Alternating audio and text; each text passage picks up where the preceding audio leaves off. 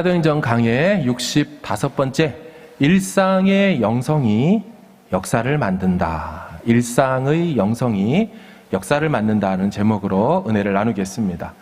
사도 바울의 선교팀은 안식일에 기도할 곳을 찾다가 루디아를 만났습니다. 주께서 그 루디아의 마음을 여셔서 뜻하지 않았던 선교사 게스트하우스도 제공을 받았죠. 자, 그리고 나서 시간이 얼마나 지났을까요? 역시나 바울 일행은 기도하는 곳을 향해 가고 있었습니다. 근데 이 과정 속에 불편한 일이 생겼습니다. 무엇입니까? 기도하러 가는 길에 귀신 들린 여종이 바울 일행을 보고 쫓아와서 소리 지르며 따라오는 것이었습니다. 자, 한번 17절 본문을 보겠습니다. 시작. 그가 바울과 우리를 따라와 소리 질러 이르되 이 사람들은 지극히 높은 하나님의 종으로서 구원의 길을 너희에게 전하는 자라 하며. 아멘. 여러분, 이런 소리를 선교사가 들으면 기분이 좋을까요? 나쁠까요? 이분들은 지극히 높은 하나님의 종입니다. 이분들은 구원의 길을 여러분들에게 알려주는 자입니다. 좋은 소리예요? 나쁜 소리예요? 좋은 소리 아닙니까? 좋은 소리? 근데 지금 보면은 바울이 심히 괴로워했다라고 말을 하고 있습니다. 이 귀신 들린 여종이 귀신같이 알아본 거죠. 바울이 무엇 때문에 이곳에 온 사람인지를 다 아는 거죠. 근데 사실은 그렇지 않습니다. 당시 세상은 다신론 세상이었습니다. 그러니까 신은 하나 유일신만 있는 게 아니고 여러 신들이 같이 다 있다 상황이었어요. 근데 그런 세계관과 배경을 갖고 있는 사람들에게 하는 말이 지극히 높으신 하나님이라고 했단 말이에요. 여러분, 지극히 높으신 하나님이 당시에는 제우스 신에게 드려지던 명칭이었습니다. 그러니까 사실 사도 바울은 그 제우스를 전하는 자가 아닌데 이 여종이 하는 말로 인하여서 마치 그런 제우스를 전하는 사람처럼 보일까봐, 바울이 전하는 복음의 의미가 왜곡될까봐 그 내용적으로 염려함이 있었다는 거죠. 또 한 가지, 지극히 높으신 하나님이라고 할 때 그 하나님도 스몰 g, 일반 갓이었습니다. 그러다 보니까 바로 그 하나님을 전해야 되는데 많은 니들이 알고 있는 신들 중에 이분도 어나더 원에 불과하다라고 들려질까? 이 복음을 전하기도 전에 이런 일이 일어나니 염려됐던 거죠. 또 한 가지는 구원의 길을 전하는 자다 할 때 이 구원의 길 앞에 정관사 더가 없습니다. 헬라어에. 예수님은 일찍이 I am the way라고 했어요. 내가 곧 그 길이고 구원의 유일한 길, 그 진리고 그 생명이라고 하셨는데, 이 귀신 들린 여종이 전하는 이 외침은 앞에 더가 없는 여러 구원받을 수 있는 길들 중에 하나의 길을 전하는 사람으로 들릴 수 있기에 바울은 그녀의 그 외침이 달갑지 않았던 것이죠. 근데 이것만은 아닙니다. 그 여인에게 들렸다는 점치는 귀신 때문에 사실은 바울이 괴로웠을 겁니다. 오늘 성경에 점치는 귀신에서 이 점치다라는 이 단어가 헬라어로 퓨손인데요. 이거의 뜻이 당시의 용신, 뱀신을 가리키는 말입니다. 그러니까 당시 그리스 신화에 나오는 우리 아폴로 신 아시죠? 그 아폴로 신이 델피라는 지역에서 죽였던 용신, 죽였던 뱀신, 그 뱀신이 지금 이 여인에게 들렸다를 말해주는 단어라는 거죠. 그러니까 점치는 여인이다, 이 말은 뱀신 들려있는 여인이다. 그래서 이 뱀신이라는 퓨손이라는 말이 영어로는 파이돈 혹은 파이손이라고 하는데요. 영어 파이손이라는 단어는 비단뱀이라는 단어 뜻이죠. 그러니까 당시 사람들은요, 이 뱀신이라고 부르는 그 뱀신의 영이 사람에게 들어와서는 그 사람의 뱃속에 들어가 이상한 소리를 흉내내어 소리한다라고 여겼습니다. 그것을 복화술이라고 했습니다. 오늘날 복화술이라는 것은 엔터테인먼트에서 이루어지는 일이죠. 인형극을 할 때도 복화술을 하기도 하고 혹은 뮤지컬에서도 복화술을 하기도 합니다. 하지만 그 기원에 있어서는 주술에서 나온 것이 바로 이 뱀신이 하는 그 모습이었습니다. 이 귀신의 영이 사람 뱃속에 들어가 죽은 자의 목소리를 흉내내는 것. 여러분, 무당들이 그러지 않습니까? 그죠? 혹은 귀신의 목소리를 내게 하는 겁니다. 여러분, 이 여인에게 들렸다는 점치는 귀신이 바로 뱀신으로 복화술 하던 귀신이었죠. 아마 목소리가 좋은 소리를 하지 않았을까 하면서 여러 말들을 계속 한 거죠. 그래서 바울이 듣기에 심히 괴로웠다는 겁니다. 내용에 있어서도 내 복음과 맞지 않을 수 있고 실제 사운드에 있어서도 굉장히 듣기 싫은 소리를 쫓아와서 했던 것이죠. 그래서 바울이 보다 못해 예수 그리스도의 이름으로 그 귀신을 쫓아내죠. 자, 18절을 읽겠습니다. 시작. 이같이 여러 날을 하는지라 바울이 심히 괴로워하여 돌이켜 그 귀신에게 이르되 예수 그리스도의 이름으로 내가 내게 명하노니 그에게서 나오라 하니 귀신이 즉시 나오니라. 아멘. 아멘이십니까? 아멘. 예수 그리스도의 이름, 그 이름의 능력과 권세 앞에 이 뱀신이 즉각적으로 순종해서 안 나가겠다 저항하는 거 전혀 없죠. 중요한 표현, 즉시 떠나게 된 줄로 믿습니다. 사랑하는 여러분, 예수 그리스도의 이름의 권세와 능력을 받은 하나님의 자녀라는 사실을 잊지 마시기를 바랍니다. 우리의 기도 생활 속에 또 우리의 실제 삶 가운데 예수 이름의 능력으로 선언하고 선포해야 될 일이 생기시거든 가감없이 담력을 가지고 그 이름의 권세를 바라여 사용하시는 그 하나님의 자녀 되기를 주의 이름으로 축복합니다. 여러분, 그래서 이렇게 귀신이 떠나가 버리자 문제가 생겼죠. 어떤 일이 일어났겠습니까?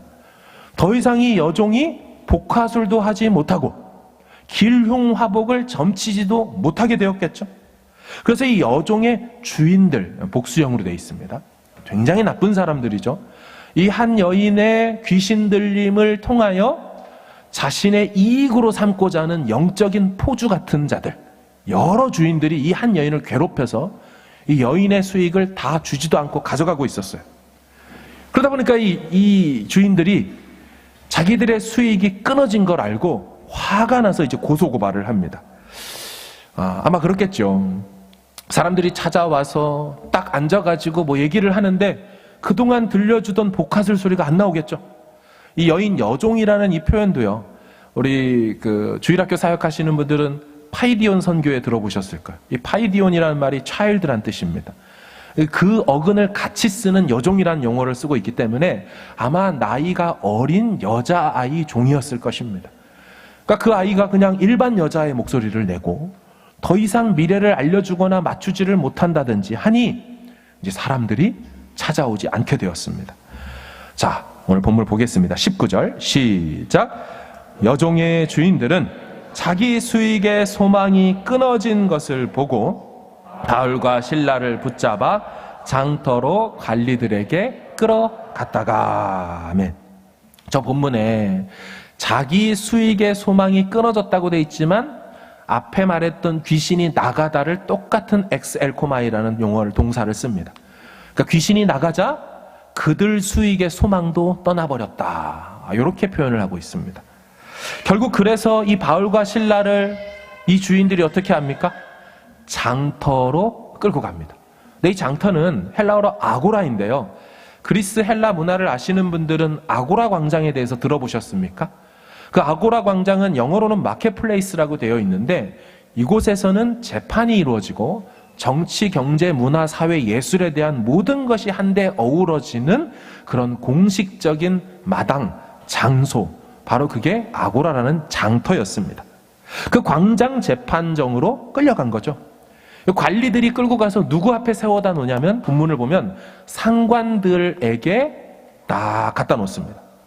본문에 나온 한국말 상관들이라는 표현은 당시 황제가 한 도시에 매년 2명의 상관들, 다시 말하면 우리가 로마의 영화를 보면 집정관이라고 하는 표현이 있습니다.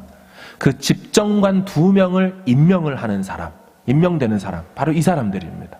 이 사람들이 권한이 얼마나 대단했냐면요, 재판권을 다 가지고 있어서, 기소권도 가지고 있어서 얼마든지 감옥에, 사형에 처할 수 있는 권한을 다 갖고 있는 사람 뿐만 아니라 모든 시민들을 소집할 수 있는 권한이 있습니다. 그래서 로마 같은 로마 나오는 영화를 보면 사람들이 다 같이 모여서 집정관이 연설을 하지 않습니까? 물론 황제도 하지만 모든 시민을 다 불러낼 수 있어요. 세 번째는 관료 선출 임명권을 갖고 있습니다. 그러니까 그 밑에 있는 모든 관료, 하위 관료들을 인사를 할 수 있었어요. 마지막 네 번째, 이 사람들이 갖고 있는 권한은 황제나 아니면 권력자들 앞에서 자신들의 도시를 대변하는 그런 사람이에요. 제가 생각해보니까 오늘날로 따지면 국회의원이고요, 이것으로 족하지 않더라고요. 검사에다가 재판관에다가 장관까지 모든 권한을 다 갖고 있는 사람이 바로 이 상관들이라는 프리터스라는 집정관들인 것이죠.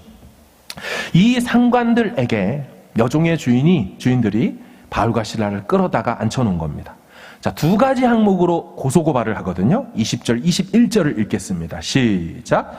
상관들 앞에 데리고 가서 말하되 이 사람들이 유대인인데 우리 성을 심히 요란하게 하여 로마 사람인 우리가 받지도 못하고 행하지도 못할 풍속을 전한다 하거늘. 아멘. 2가지 고소고발죄가 있는데, 당시 로마의 관리들은 자기들이 관리하는 이 로마의 속주, 이 빌립보 도시가 질서와 평화가 깨지는 걸 원치 않았어요. 그러니까 소란이 일어나는 게 제일 싫었습니다. 자, 그런데 첫 번째 고발 내용이 뭡니까? 도시 소란죄로 고발을 했죠. 우리 도시를 심히 요란하게 했다. 당시 대중들에게는 편견이 있었습니다. 유대인들이라는 족속은 소란과 소동을 일으키는 자들이다. 실제로 2차 선교여행을 갈 때 주후 49년이라고 하지 않았어요? 근데 그 49년 때 로마 황제였던 클라우디우스가 이런 칙령을 내렸습니다. 뭐냐면 로마 도시에 있는 모든 유대인들은 다 추방한다 라는 명을 내렸어요. 그게 세상 역사에도 있는데 실제 기독교 역사인 성경에도 기록되어 있습니다. 자, 사도행전 18장 2절을 봐보세요. 아굴라라 하는 본도에서 난 유대인 한 사람을 만나니 글라우디오가 황제입니다. 모든 유대인을 명하여 로마에서 떠나라 했던 그 때문에 브리스길라와 아굴라가 로마를 떠나 고린도로 왔다는 얘기를 하고 있는 거거든요. 실제 로마의 역사가 수에토니우스라는 사람의 글에 보면, 이 사람이 도대체 누군지 모르겠어요. 그 글에 보면 로마에 크레스투스라는 사람의 일로 인하여 소동이 일어나서 황제가 추방했다. 여러분, 크레스투스, 학자들은 그리스도인 크리스토스와 굉장히 비슷하여 아마도 로마의 그리스도를 믿는 그 일로 인하여서 유대인들이 반발하면서 이 소동이 나서 추방된 게 아니냐라고 보기도 합니다. 자, 어쨌든 지금 현재 국제 정세 상황을 보니 유대인들이 소동과 소란을 일으키고 있다는 거죠. 근데 지금 이 고소고발하는 여종의 주인들이 뭐라고 말해요? 오늘 본문에 보면 20절에 바울과 실라를 향하여 이 사람들이 유대인들인데 라고 말을 해요. 그러니까 집정관 입장에서는 유대인들이라고? 걔들 원래 그런 족속이지? 라고 설득될 만한 말을 하더라는 것입니다. 근데 사실 우리식으로 얘기하면 지금 이거 레이시즘이죠. 한국인들은 원래 그래 라는 식으로 얘기하고 있으니까요. 그래서 여러분 잘 보시면 이 바울의 선교팀이 원래 지금 몇 명 있습니까? 바울이 있고 실라가 있고 루스드라에서 합류한 디모데가 있고, 지난주에 드로아에서 넘어올 때 우리가 라고 해서 합류했던 분이 누가 있죠? 누가 있죠? 누가 있죠? 예. 누가가 4명이 들어왔어요. 근데 우리가 알기에 감옥에 들어간 사람은 바울과 실라죠. 왜 그래요? 유대인들이기 때문에 들어간 겁니다. 아까 유대인들이라고 말을 하죠. 지금 디모데하고 누가는요, 이방인입니다. 디모데는 아버지가 헬라인이라고 했으니 이방인이고 헬라인이라 누가와 디모데는 감옥에 안 들어갔고, 주동자이자 고소고발의 대상 내용이 되었던 유대인들인데 해서 들어간 것입니다. 자, 두 번째 죄목은요, 풍속교란죄입니다. 로마 사람인 우리가 받지도 행하지도 못할 풍속을 전한다 하여 고소고발해요. 로마라는 나라는 유대교를 터부시하지 않았습니다. 유대교도 인정해요. 로마의 종교 정책은 관용 정책이었기 때문에 모든 종교를 인정하지만 단 자신의 종교를 강요하거나 전달하는 행위는 금지시켰습니다. 관용이기 때문에, 톨레랑스이기 때문에 다 인정해 주지만 하지만 전하지는 못하게. 그러니 지금 로마 사람들인 우리에게 자신의 종교를 전한다는 죄목으로 그렇게 고발한 거죠. 자, 어떻게 됩니까? 22절에서 24절을 읽어보겠습니다. 시작. 무리가 일제히 일어나 고발하니 상관들이 옷을 찢어 벗기고 매로 치라 하여 많이 친 후에 옥에 가두고 간수에게 명하여 든든히 지키라 하니, 그가 이러한 명령을 받아 그들을 깊은 옥에 가두고 그 발을 착고에 든든히 채웠더니. 아멘. 22절. 여러분, 어떻게 행동을 합니까? 그들이 어떤 조치를 취해요? 선교사 두 분에게 먼저 옷을 찢어 벗깁니다. 그리고 매로 치죠. 그러니까 매가 맨살에 다 때릴 수 있도록, 행여나 조그만 옷이라도 그 충격을 감소시키지 못하도록 하기 위하여 옷을 찢어버렸습니다. 벌거벗김을 당한 거죠. 두 번째는 적당히 매질하지 않았다 그러죠. 뭐라고 돼 있어요? 많이 친 후에. 다른 번역으로 바꾼다면 가혹하게 때렸다라고도 번역이 됩니다. 나중에 33절을 보면요, 이 간수장이 바울과 실라의 맞은 상처 부위를 씻어줬다 그래요. 맞은 자리를. 그걸 보다 보니까 아마도 이 맞은 곳이 살이 터지고 피가 나고 진물이 나고 피딱지가 생겼던 것으로 보입니다. 그래서 그 맞은 자리를 씻어줬다라고 하죠. 후에 사도 바울은요, 자기가 이때 고난받았던 얘기를 고린도 교회에다가 말한 적이 있습니다. 고린도 후서 11장 봐보세요.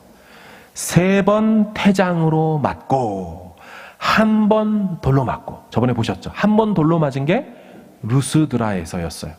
그리고 3번 매질을 당한 것 중에 그 첫 번째가 오늘 본문 상황 속에 맞았다는 것입니다. 자, 그리고 3번째로 그들이 바울과 실라에게 한 것은요, 감옥에 넣었어요. 근데 그냥 일반 감옥이 아니고 어디다 넣었대요? 깊은 옥에 넣었다. 감옥 안에서도 가장 깊숙한 곳에 넣어서 절대로 나올 수 없도록 했다. 마지막 4번째. 그들의 발에 뭐를 든든히 채웠습니까?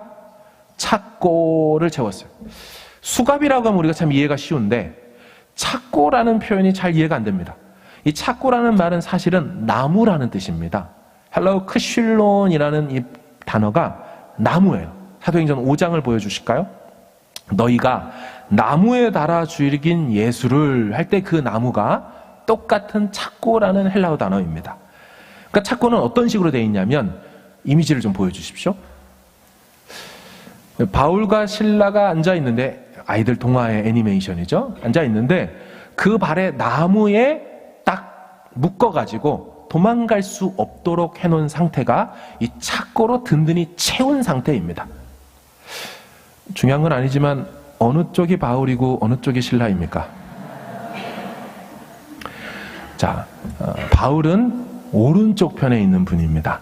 머리가 대머리이고 코가 매부리코고 두 눈썹이 연결되듯이 일자 눈썹이 되었다라는 바울을 향한 단 하나의 외모 묘사한 글이 외경이지만 바울과 테글라의 행전에 나와 있습니다. 중요한 건 아니고요. 자, 그럼 비교적 최근의 모습으로의 죄수 모습을 좀 볼까요?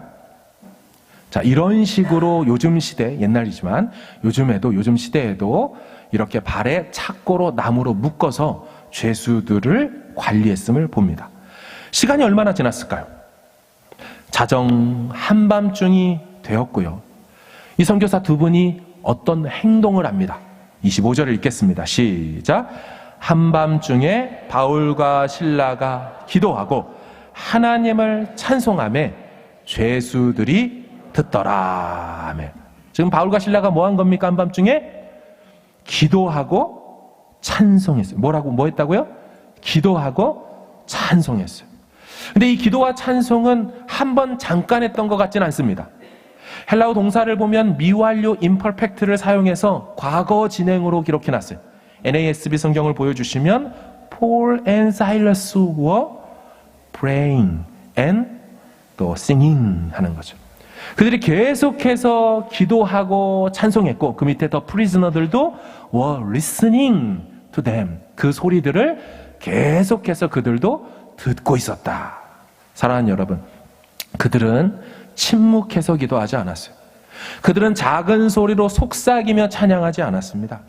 그들의 기도와 찬송 소리는 완전한 어둠이 깊게 들여진 깊은 감옥 안, 습기가 있고 어둠이 깔려 있고 죽음의 그림자가 있는 그곳을 뚫고 나와 한밤중에 저음으로 그 감옥 전체에 울려 퍼지고 있었습니다.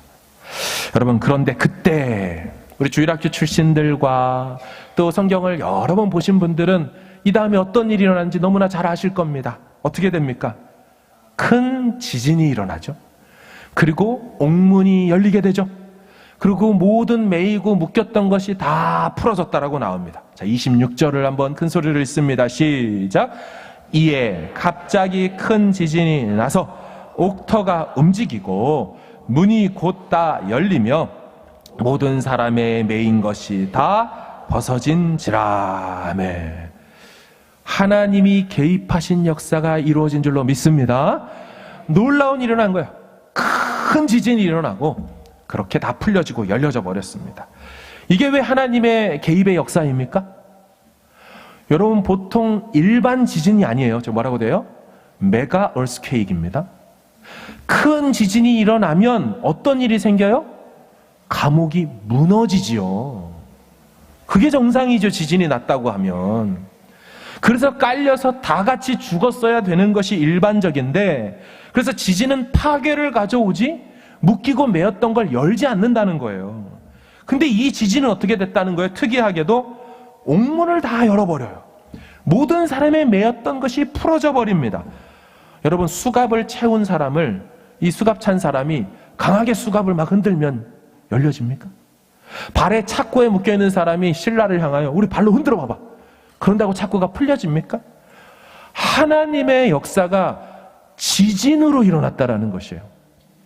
그러니까 원래 지진의 목적과 전혀 다른 일들이 그들에게 일어났고요. 나중에 간수장이 와가지고 팍 엎드려지거든요. 왜 엎드려지냐면 당시 지진의 신은 포세이돈이었습니다. 바다에서 지진이 일어나기 때문에.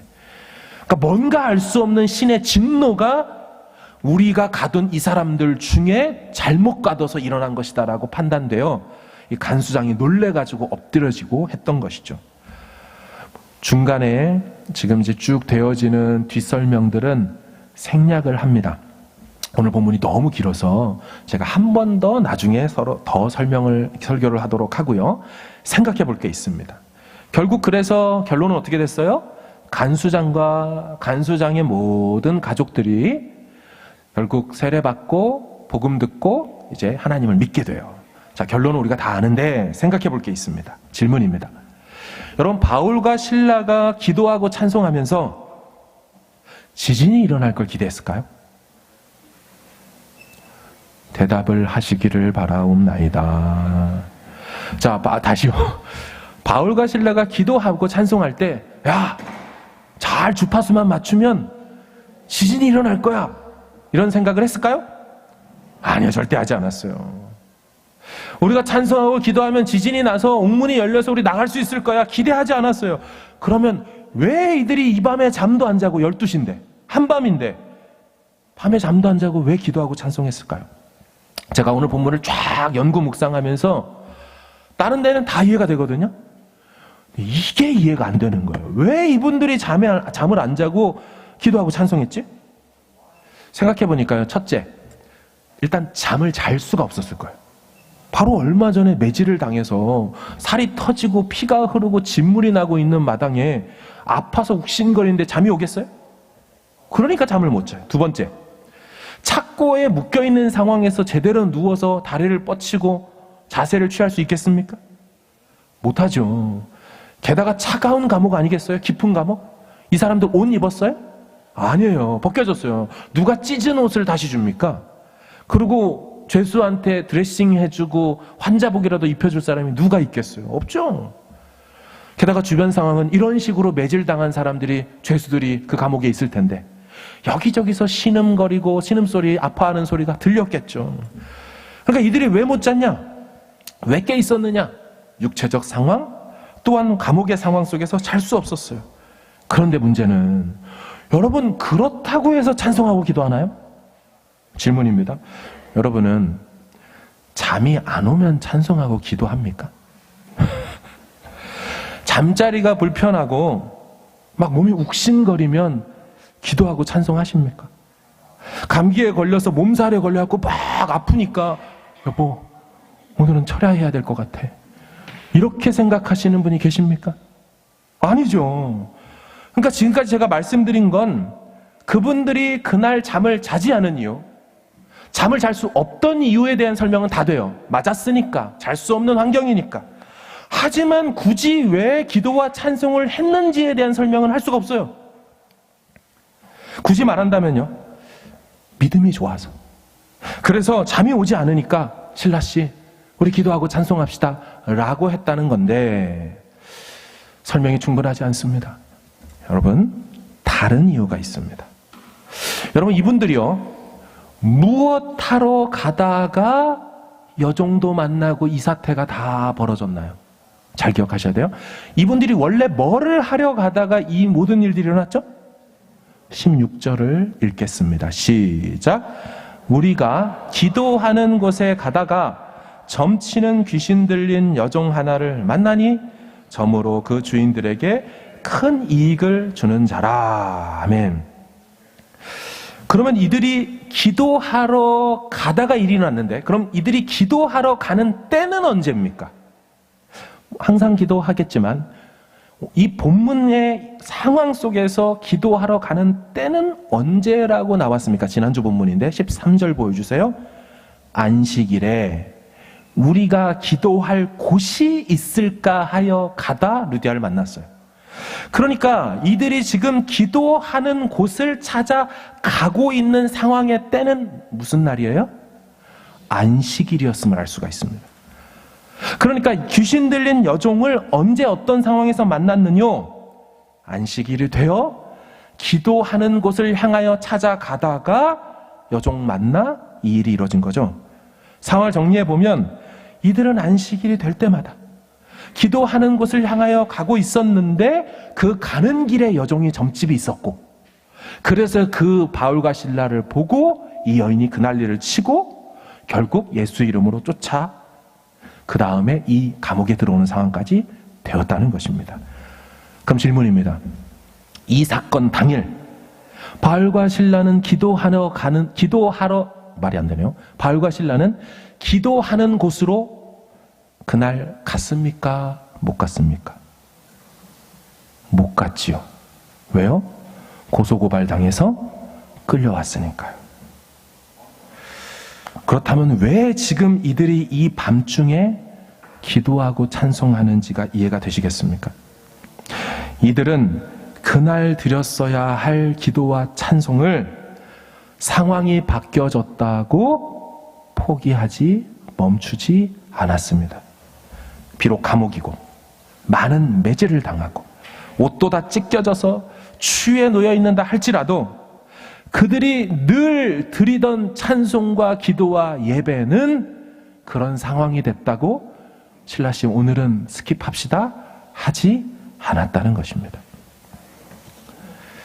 지진이 나고 옥문이 열리고 모든 착고가 풀려지는 기적은 이들 삶에 큰 고난이 있었어도 포기하지 않아요.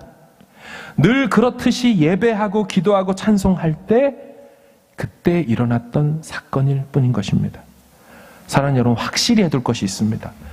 이들은 기도와 찬송을 지진 일어나라고 하지 않았다는 거예요. 여러분, 만약에 바울과 실라가 감옥에 들어가서 기도하고 찬송하다고 했을 때 이 기도 내용이 기록되어 있지는 않잖아요. 근데 만약 그 기도할 때의 그 내용이 주님, 이러시기가 있습니까? 필립보에서 복음 전하러 왔는데 이렇게 감옥에 넣기가 있습니까? 없습니까? 빨리 나가게 해주세요. 만약 바울과 실라가 이런 기도를 했다면 나중에 지진이 일어났을 때, 그래서 옥문이 열리고 착고가 풀렸을 때 이분들이 어떤 행동을 해야죠? 그게 기도의 제목이라면 응답받았네 할렐루야 하고 당장에 감옥을 뛰쳐나가야 되죠. 근데 잘 보시면 어떻게 돼요? 옥문이 열린 거 보고 죄수가 다 나간 줄 알고 잘못 판단한 간수장이 스스로 자결하러 죽으려고 할 때 바울이 뭐라고 외쳐요? 우리가 다 여기 있습니다. 우리는 도망치지 않았습니다. 당신 절대로 죽지 않고 몸을 상하게 하지 마십시오. 큰 소리로 외칩니다. 무슨 말이에요? 바울은 그걸 놓고 기도하지 않았어요. 했다면 응답이라고 여기고 냉큼 달려갔겠죠. 사랑하는 여러분, 사람들은 오늘 본문을 보면서 지진이 나고 옥문이 열리고 착고가 풀려지는 걸 보며 그 기적 자체에 초점을 두고 본문을 보려 합니다. 심지어 감옥 안에서의 기도와 찬송도 그런 기적을 일으켜주는 수단과 방법으로 생각하더라는 거예요. 아, 나도 감옥 같은 상황이 되면 똑같이 기도하고 찬송하면 주님이 다 열어주시는 거야 라고 너무 단편적으로 단선적으로 1차원으로 생각하더라는 거예요. 아닙니다. 만약 그렇다면 그 기도와 그 찬송은요, 주문이 되고 연불이 되어버리는 것입니다. 주문을 외우고 그대로 따라하면 기적이 일어날 것을 기대하는 것과 똑같은 거죠. 아니에요. 오늘 본문에서의 바울과 실라의 이 기도와 찬송은 그 정도로 단순하게 볼 수 있는 저차원이 아니라는 것입니다. 그럼 만약에 기도와 찬송 자체가 감옥문 열고 그렇게 해주는 주문과 도구와 방법이 되었다면, 이런 그 후에 사도 바울이 또 감옥에 갇히거든요. 옥중서신이라고 아시죠? 에빌골몬, 에베소서, 빌립보서, 골로새서, 빌레몬서, 이 4개의 서신이 감옥에서 썼는데, 그럼 그때는 그럼 기도 안 했습니까? 왜 못 나왔죠? 왜 감옥에서 2년씩이나 있어야 됐죠? 아니요. 거기서도 기도와 찬송을 했습니다. 에베소서 옥중서신 보면 처음 1장부터 바울의 찬송과 기도가 이만큼 나옵니다. 그러니까 이분들이 기도와 찬송을 한 것은 그것을 바라고 한 것이 아니라 오늘이 원래 기도하고 찬송하는 날이에요. 원래 우리가 하나님 앞에 늘상 일상으로 하나님 앞에 예배하고 기도하는 삶을 살았기에 그 기도하러 가는 곳에 가다가 일어난 일 속에서 그저 귀신 들린 여종을 만나니 문제가 생기니 그저 예수의 이름으로 쫓아낸 것이고, 뜻하지 않게 감옥에 들어온다 할지라도 원래 오늘이 기도하는 날이니, 그런데 매질을 당하여서 더 이상 갈 수도 없고, 그럼 여기서라도 우리는 이 기도와 찬송을 멈추지 않으렵니다 하는 그 마음으로 그날을 보냈던 것입니다. 오늘 본문은 늘상 반복되던 두 선교사님의 예배의 영성, 경건의 모습 속에 주께서 주권적으로 일으키신 경건의 능력이고 경건의 역사였던 것입니다.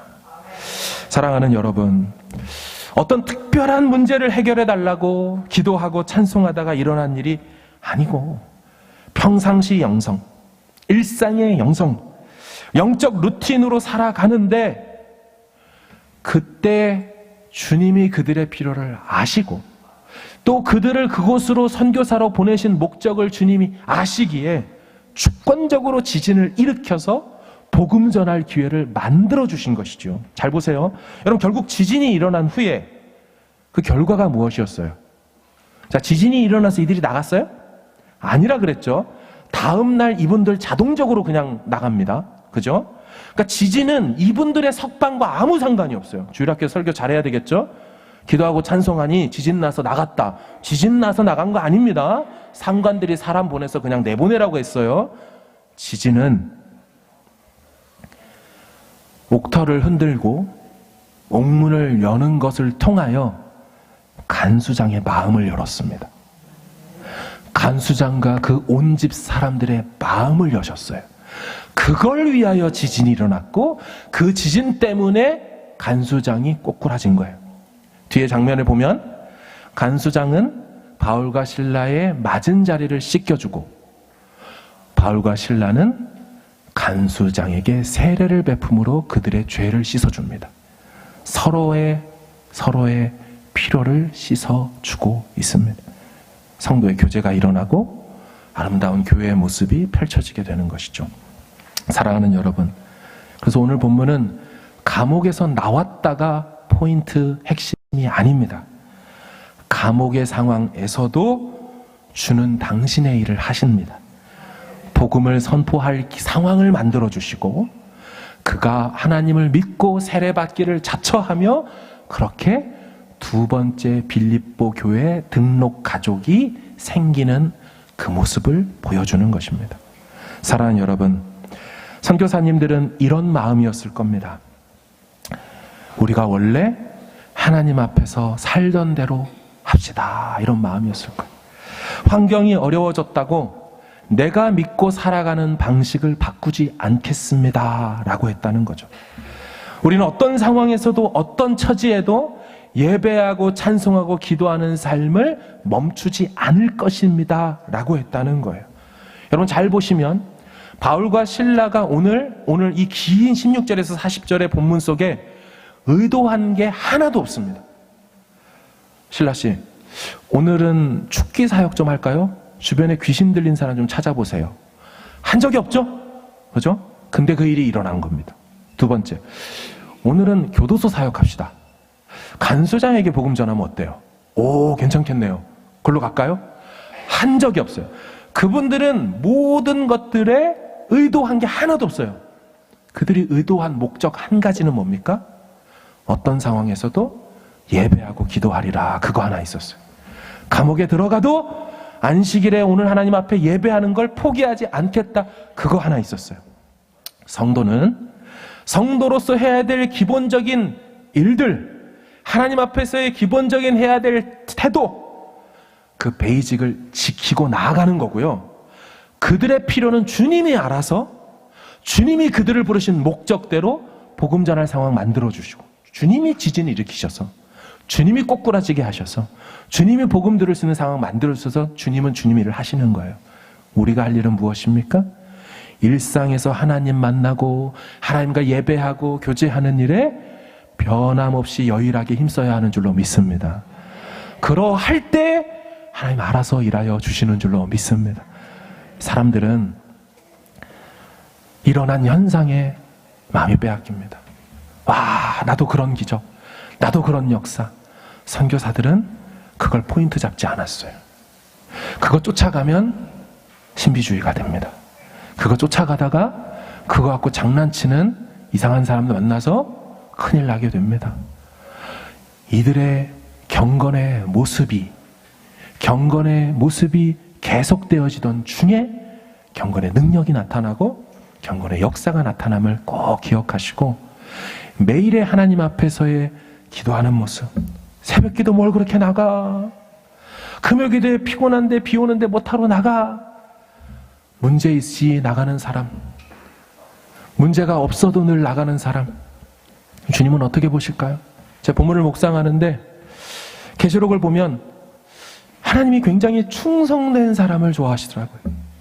충성되다라는 그 표현이 사실 신실하다라는 뜻입니다. 사실 변함없이 늘 그러하다는 뜻이 충성됨, 신실함이거든요. 계시록에서는 신실한 제자, 한마디로 줄여서 표현하면 충신을 얘기해요. 하나님은 충신을 원하셔요. 변함없는 그런 사람. 그런데 신앙생활을 반대 개념인 간신처럼 하는 사람들이 있어요. 간신은 왕 앞에 목적이 있시갑니다.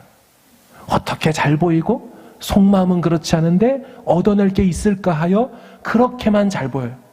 문제가 생기면 여러분 기도 안 할 사람이 어디 있어요? 교회를 다니는데. 어려움이 터지면 주님 나 살려주세요 펄펄 뛰고 난리쳐요. 하지만 간신신앙은 어떻게 되는 줄 아세요?